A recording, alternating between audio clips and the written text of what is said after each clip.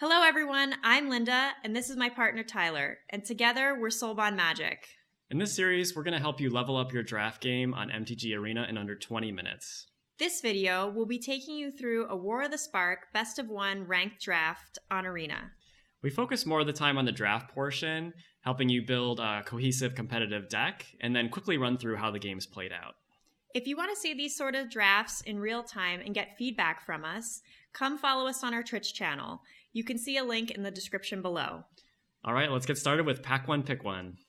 All right, looking at this pack, we have quite a few options here. It's not clear immediately what we should take, because we have at least 4 commons worth considering, and then we have Mawu, and then even that rare land. So Mawu is really good in the proliferate deck. There's lots of ways to put counters on him and grow him to huge, enormous proportions. Trusted Pegasus is an excellent white flyer that can make something else fly. Aven Eternal, one of the best commons in the set, best blue common anyway. And Spellgorger Weird is really, really solid. You're going to be playing a lot of non-creature spells in this format. And then Toll the Invasion is really excellent card here too, but not quite in the caliber of the other 3 cards we just mentioned. But in the end, we went with Blast Zone just as a way to have some ways to blow up multiple things, including Planeswalkers, and it's mainly because it's colorless, so it doesn't commit us to a color yet. In this pack, we have a number of options too. Tamiyo's Epiphany is a great blue card that lets you refuel in the late game and mitigate flood. Band Together is an excellent green common that lets you fight, or rather punch a creature. Kiora Behemoth Beckoner is solid, but it's more of a red-green card because it requires very powerful creatures. So we just went with Spark Harvest, just a really solid removal spell for both creatures and Planeswalkers. So yep, we went with Spark Harvest there, and given that, this pick, Sorin's Thirst, looks a little more appealing just because we already just took a black card. Honor of the God Pharaoh is a great red card, but I don't really want to take it super early, or this early at least. Iron Bully keeps us even more open, but it's a little weaker. But then we ended up going with Saheeli, Sublime Artificer, just because she has the highest ceiling and kind of build around her a little bit. And it's a little bit flexible. Black can pair with blue or red. So pick 4 here with Angra's Rampage. Not a card I love just because letting them choose which creature they sacrifice is quite a downside, and the Planeswalker is already good value. Mana Geode and Gateway Plaza provide fixing for any color, but we went with Gateway Plaza just because it's a land, doesn't take up a non-land card slot in your deck, so it's more likely to end up making it. Pick 5, we're very happy to see this Ugin's Conjurant over pretty much nothing. I mean, this is a slam dunk pick. It's a colorless card that can be excellent in the late game when you top deck it on turn 10 or whatever. Pick 6 here, we have a choice between Burning Prophet, I think, and Lazotep Reaver. We ended up going with the Lazotep Reaver just because we have Spark Harvest already, and it's more likely that we play Spark Harvest than Saheeli. And we don't know if we're going to be black-blue or black-red or something else entirely.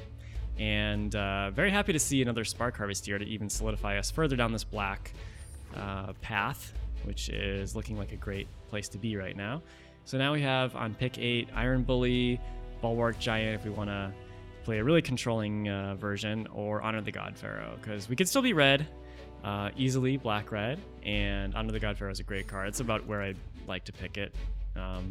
Here's an easy Toll the Invasion. This is where I want to pick Toll the Invasion, especially with the bots. They tend to pass that card pretty late on Arena, so really happy to get Toll there. Pick 10. The only black card is Unlikely Aid, and I'm going to take that over Blind Blast and the Hero Stoneblades. Pick 11 is a pretty easy Iron Bully. It's not really at its best in black-red or blue-black, but we take it anyway. Lazotep Behemoth is not a card I'm looking to play in the main, but we take it. If we're desperate, we can put it in there. Kaya's Ghost Form. Again, not a card I'd consider very playable. No Escape's definitely playable. Getting this last might be a signal that blue's open, but we're going to put it in the sideboard for now anyway. So pack 2, pick 1. So we haven't really committed to a second color yet, so all else being equal, we kind of want to still put off that decision to commit as long as possible. So Vizier the Scorpion's a consideration, but ultimately we go with Spark Double just because the upside is so high. This card can really get out of control if you have a good creature or planeswalker.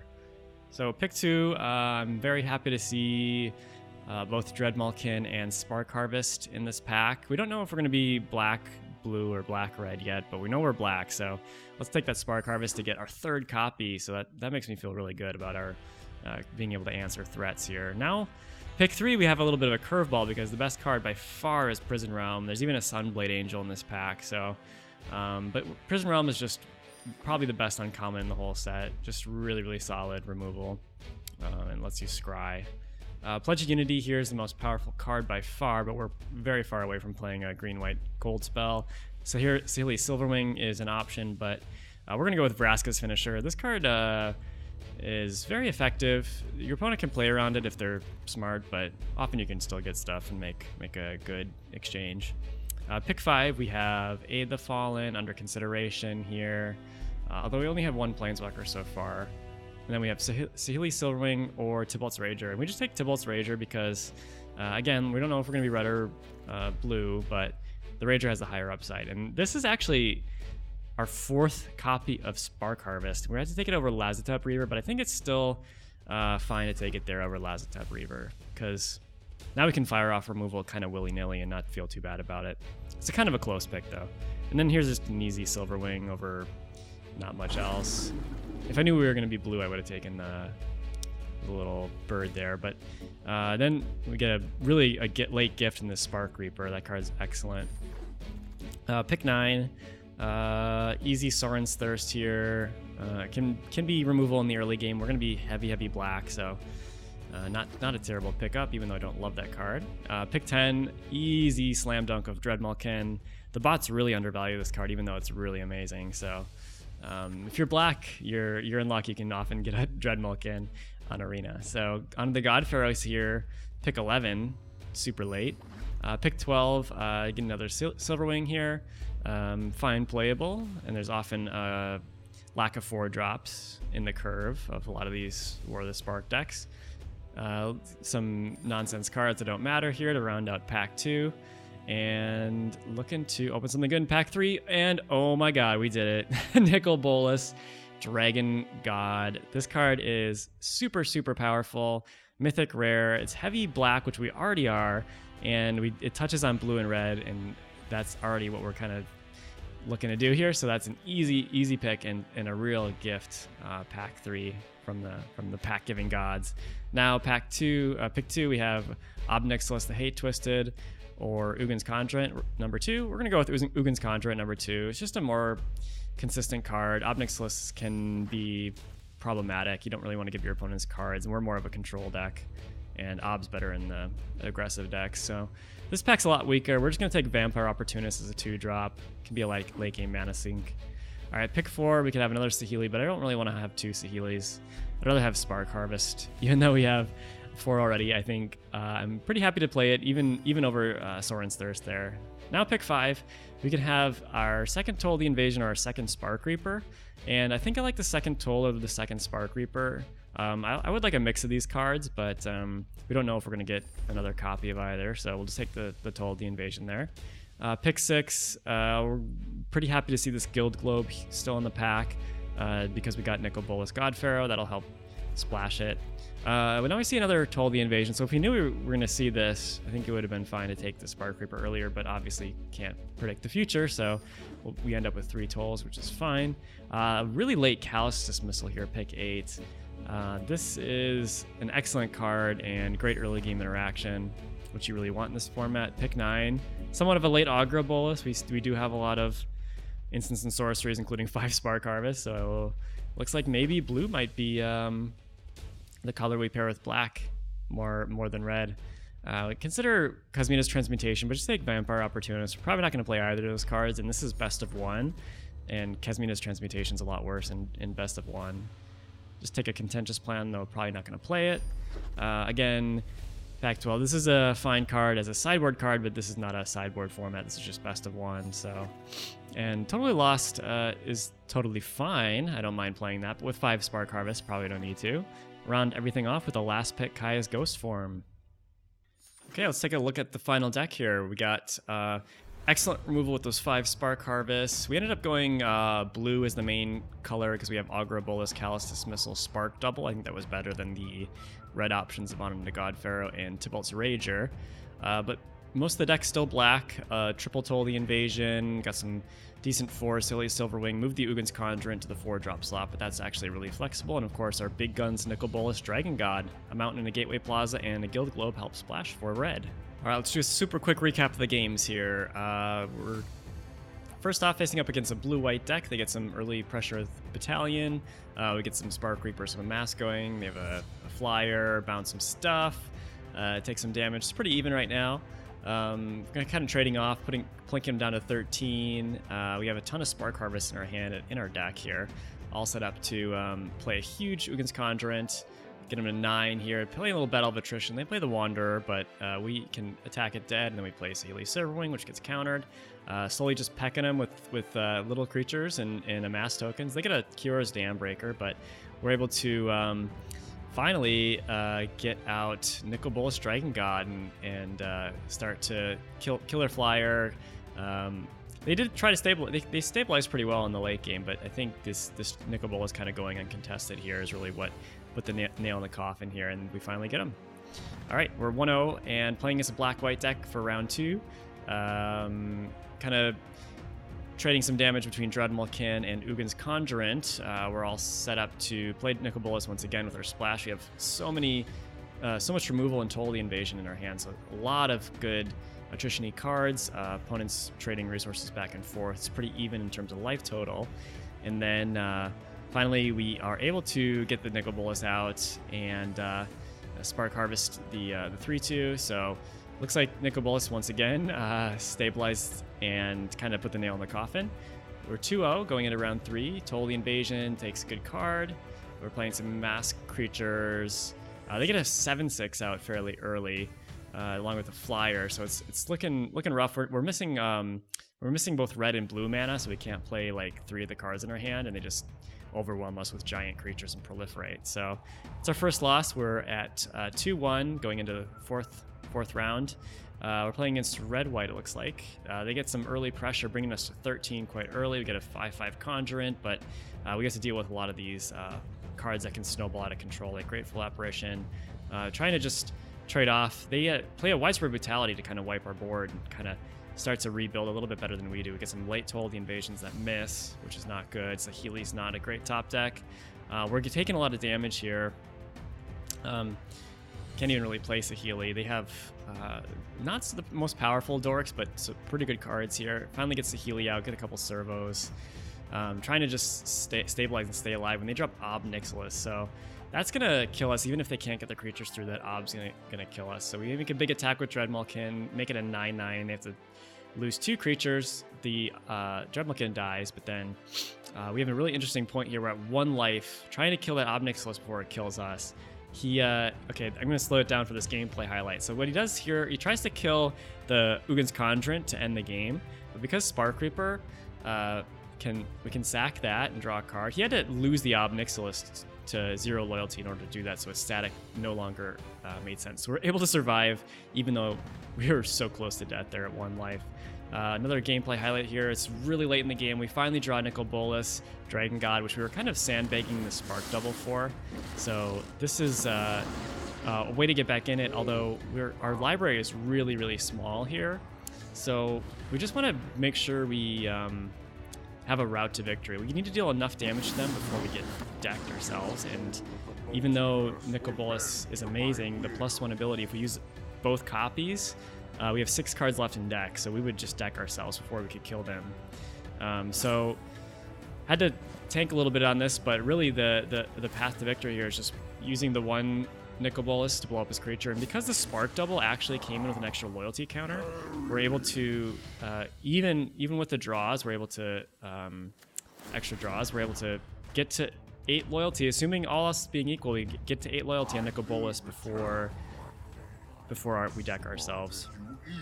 And Nicol Bolas' ultimate will win the game, assuming they don't have a legendary thing. So speed it back up here. He tries to attack Bolas, which you block.